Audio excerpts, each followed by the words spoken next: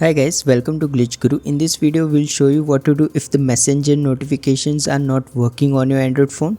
So to fix this, first locate the messenger app. Now long press on its icon. Now tap this info icon. In this menu, tap on notifications. Here you will need to make sure that the allow notification toggle is turned on. Additionally, you need to make sure that these settings are also turned on so you can spot the notification easily. Now go to notification categories. In this menu, make sure all the toggles are turned on. If one of them is turned off, like chats for example, you will not receive notifications for messages. The next thing you need to do is go to the messenger app. Here tap on the menu icon and then go to settings.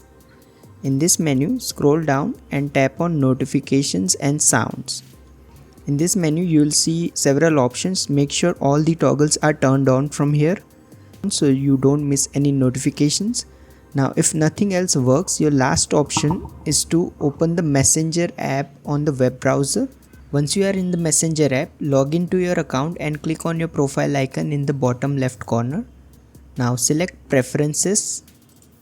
In this menu, make sure the do not disturb toggle is turned off. If this is on, you won't receive notifications even on your phone. So make sure this is gray.